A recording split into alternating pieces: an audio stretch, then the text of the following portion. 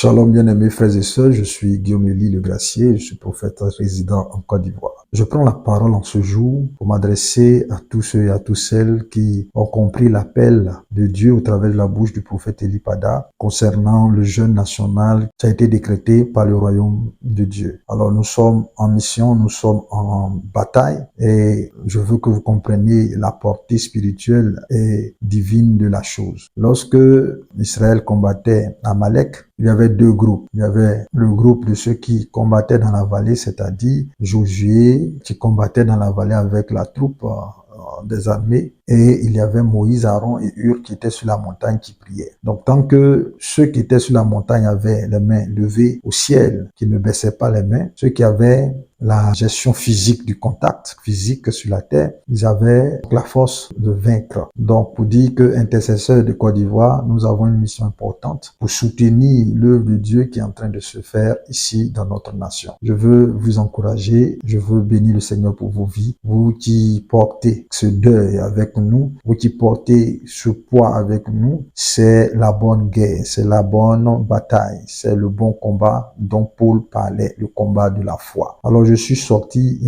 donc aujourd'hui pour vous donner quelques prescriptions par rapport à la bonne gestion, de ce temps de jeûne. Jésus a dit, veillez et priez pour ne pas tomber dans la tentation. Donc, il faut veiller déjà sur son cœur. C'est avec un cœur pur qu'on veut voir Dieu. Il faut éviter de tomber dans la distraction, de répondre aux provocations. Il faut garder son cœur pur si nous voulons que nos prières montent. Donc, ça, c'est un préalable sur lequel il faut travailler parce que au cours de la journée, vous allez être tenté de vous disperser à cause des choses que vous allez entendre. Lorsqu'on est en temps de prière, lorsqu'on est dans ce temps de jeûne, c'est une sorte de retraite, il faut éviter de se disperser et de regarder à Jésus-Christ. Qu'est-ce que nous pouvons faire pendant toute la journée? Lire la parole de Dieu, écouter des enseignements, écouter des musiques, des cantiques, toutes ces choses qui vont nourrir votre esprit. Parce que quand l'esprit est bien disposé, la chair est faible. Mais si l'esprit se relâche, la chair reprend le dessus. Donc, le jeûne que nous faisons a d'abord pour vocation d'affaiblir la chair pour que nous soyons élevés spirituellement. Alors,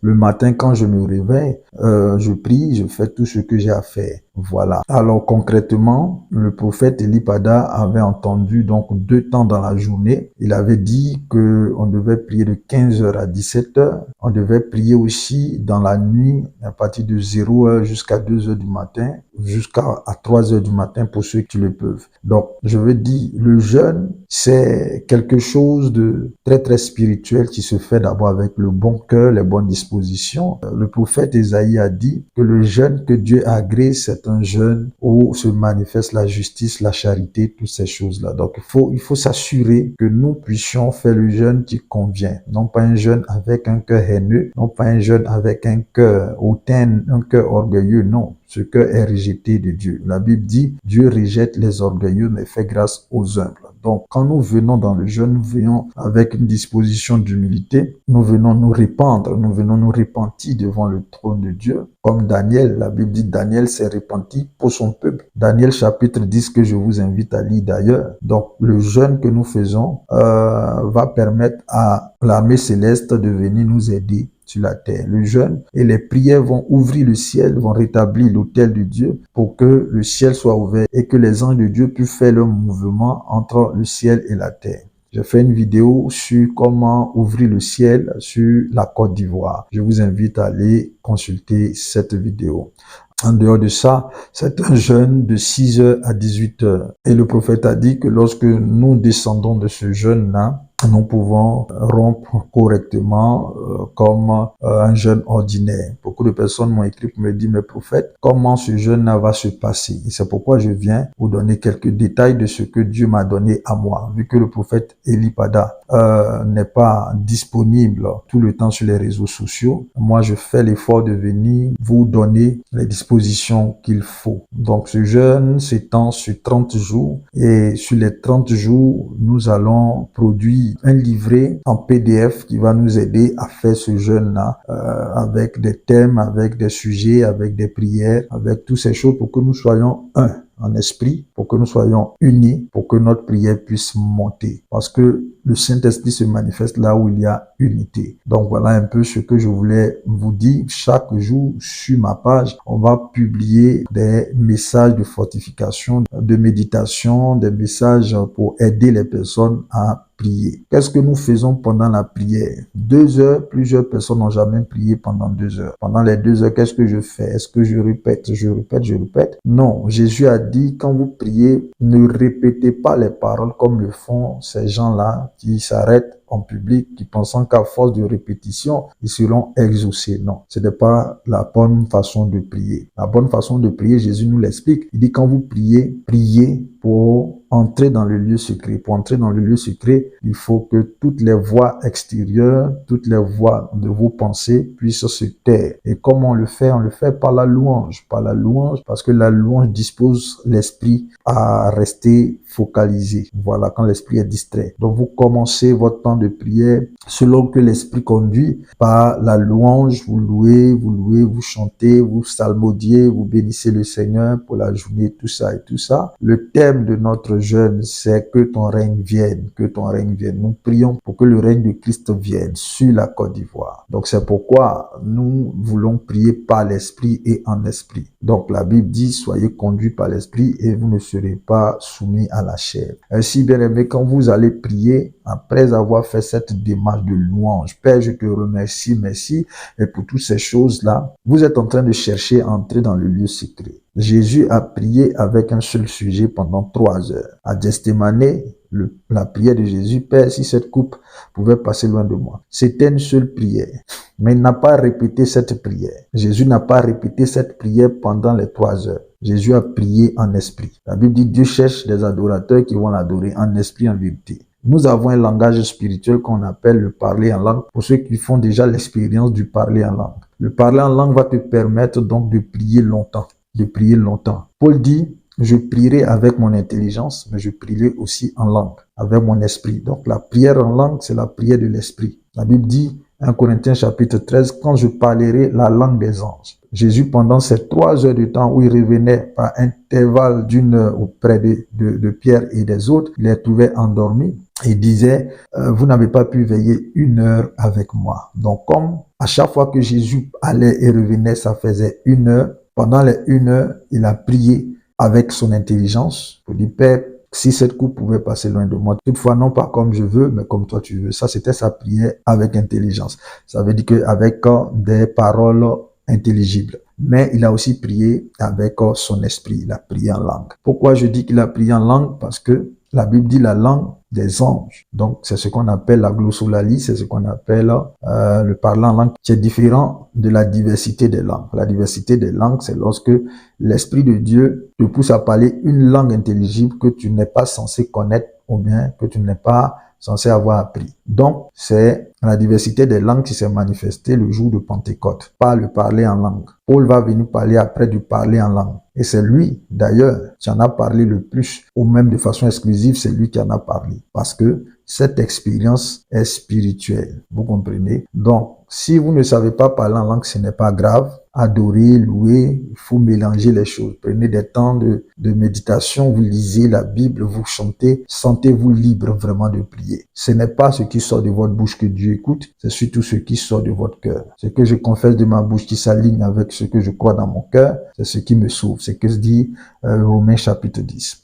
Donc, nous comprenons cette vérité et nous voulons que les Ivoiriens soient efficaces dans leur prière. En réalité, ce que Dieu m'a dit, il m'a dit qu'il est en train de vous consacrer ainsi. Les 30 jours vont permettre à plusieurs de développer une vie de prière correcte, vont permettre à plusieurs de développer une vie de consécration dans la prière. Beaucoup parmi nous continuent de travailler dans le séculier. Donc, comment je fais? Quand je suis au travail, je prie en esprit. La prière en esprit, c'est lorsque ton esprit est concentré, connecté sur Dieu, connecté sur le sujet pour lequel tu présentes à Dieu. Le cœur, c'est ce que Dieu regarde. Donc tes pensées sont une prière que tu émets. dans le monde spirituel. C'est pourquoi Anne, la maman du prophète Samuel, n'a pas eu besoin de formuler donc des prières audibles et que ces prières ont été entendues. Il y a différentes sortes de prières. Quelle prière je fais à 15 heures quand je me lève? Je fais une prière de supplication, je fais une prière d'intercession. La Bible dit qu'à l'heure de l'offrande du soir, c'est-à-dire à cette heure dont je parle, il y a des anges qui descendent prendre les prières dans des coupes comme des parfums. Alors quand je prie à ce moment, je dois présenter des prières, je dois présenter des supplications. Philippiens chapitre 4 verset 6. Faites connaître à Dieu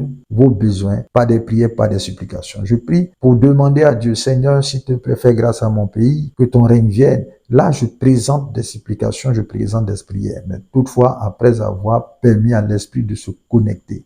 Donc, je commence louange, j'enchaîne avec des adorations jusqu'à ce que maintenant je puisse entrer dans le lieu secret après avoir fermé les portes qui sont les 5 sens où je n'entends plus, où je ne vois plus, où je suis concentré sur Jésus-Christ. C'est alors que je peux maintenant demander, c'est alors que je peux maintenant prier. Donc pendant les 2 heures, il faut mélanger. Vous pouvez prendre donc des mélodies. Des mélodies, on en télécharge aujourd'hui sur Internet. Il y en a de très bons qui peuvent disposer votre esprit. La musique est un langage spirituel. Et on a vu que même la musique a servi à David pour la délivrance de Saül ou pour l'apaisement de Saül. On a vu que le prophète Élisée lui-même, il prophétisait parfois avec la musique. Donc la musique est un vecteur du prophétique. Donc vous pouvez mettre la musique juste en fond sonore et puis jouer pour que votre esprit soit disposé. Le tout, c'est de ne pas se disperser. Même quand vous êtes dehors, vous pouvez entrer dans le lieu secret, fermer les portes, juste fermer les portes. Évitez tout ce qui est distraction, les notifications,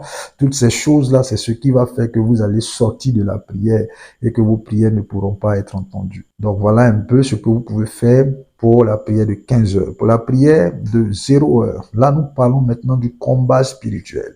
Le combat spirituel, la Bible dit qu'il y a les fils des ténèbres qui opèrent à partir de cette heure précise. Et donc c'est là que nous allons combattre spirituellement. Le combat spirituel implique de connaître les armes spirituelles.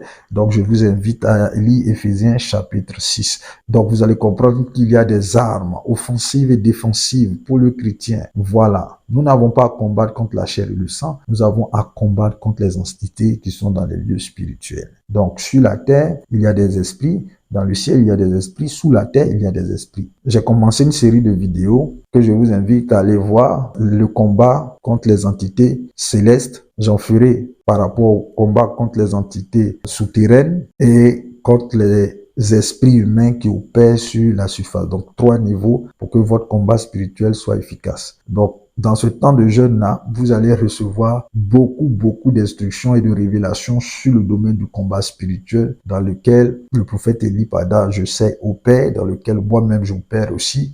Donc, vous allez pouvoir appliquer cela à votre propre vie, à votre propre famille, mais surtout au territoire de la Côte d'Ivoire. Désormais, vous aurez des moyens de vous défendre. Donc, voilà ce que je peux, pour ma part, apporter comme additif à tout ce qui est dit. Donc, dans la nuit, on opère la prière fervente du juste. À cette heure précise, Jésus est rentré à Gethsémani. Il n'a pas fait une prière nonchalante. Il n'a pas fait une prière comme à l'accoutumée. Il a fait une prière forte. La Bible dit qu'il a même transpiré et que sa transpiration ressemblait à des gouttes de sang. C'est ce genre de prière qui fait descendre l'armée des cieux pour pouvoir combattre à vos côtés. Donc, la nuit, vous devez faire tout ce qui vous permet de rester en éveil. À Gethsémani, il y a un groupe qui a dormi parce que la journée, ils étaient déjà fatigués, parce que la journée, ils ne se sont pas préparés. Donc, pour pouvoir réussir votre combat de la nuit, il faut vous reposer la journée. Il faut vous reposer la journée, trouver au moins 1 heure pour vous reposer quelque part. Comme c'est 0-1, quand vous arrivez du travail, peut-être à 20h, à 20h, 21h, vous dormez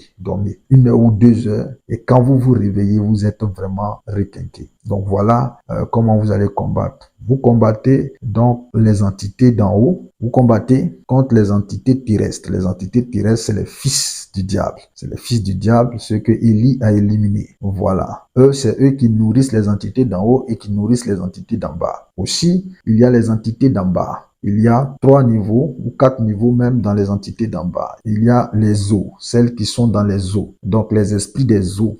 Il y a les esprits des abîmes qui comportent aussi des démons. Il y a les esprits donc du séjour des morts. Et puis il y a les esprits des enfers. Donc ça fait 4 niveaux dans les souterrains. Je ne vais pas m'éterniser dessus. Je vais faire un autre enseignement pour que vous sachiez comment prier. Mais dans tous les cas, c'est pour neutraliser et fermer les portes pour que ces mondes-là n'approvisionnent plus la surface. Parce que les fils du diable, ils font des pratiques, des rituels, des sacrifices pour que des esprits descendent du deuxième ciel ou bien pour que des esprits montent donc des entrailles de l'enfer, montent des entrailles des abîmes, des esprits de mort et tout ça. Voilà, on va expliquer ça. Donc, on a fermé ces accès avec le sang de Jésus. Ils ne seront plus ravitaillés. Donc les atmosphères ne seront plus ravitaillées et donc nous aurons le dessus. Donc le nom de Jésus-Christ a été élevé au-dessus pour fléchir les genoux des esprits qui sont dans les lieux célestes, sur la terre et sous la terre. C'est les 3 niveaux du combat spirituel. Donc bien-aimés du Seigneur, chaque jour, il y aura des publications sur ma page pour vous permettre donc de mener efficacement ce combat et il y aura aussi le PDF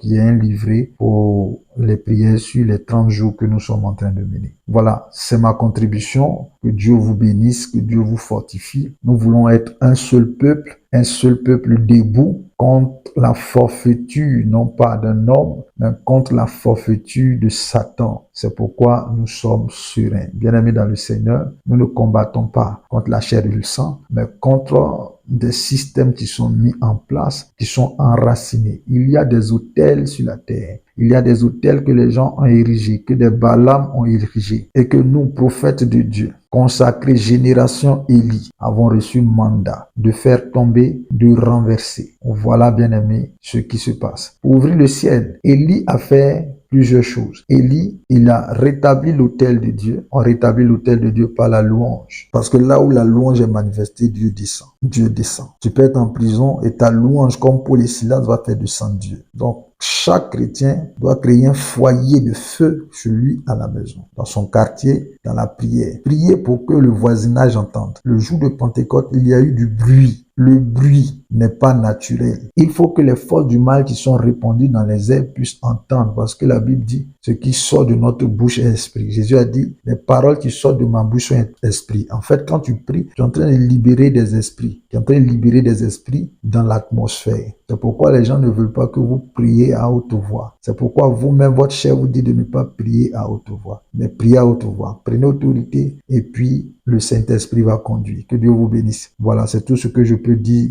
pour l'heure sur les dispositions à prendre pour mener à bien cette bataille dans laquelle nous sommes engagés par la grâce de Dieu. Bien-aimé, la Bible dit malheur à celui qui éloigne son épée du carnage. Ça veut dire que lorsqu'il y a une guerre qui est engagée, tu ne dois pas te cacher. Il faut que tu combattes avec le corps du Christ. C'est alors que la victoire sera pour nous tous. Jésus a dit, cette bataille, vous l'avez gagnée parce que j'ai vu Satan déjà tomber. Satan est déjà tombé. Donc s'il est tombé, vous êtes plus que vainqueur, je suis plus que vainqueur. Il faut croire jusqu'au bout. Que Dieu vous bénisse. À très très bientôt. C'était le révérend Guillaume Élie Gracié. Que Dieu vous bénisse.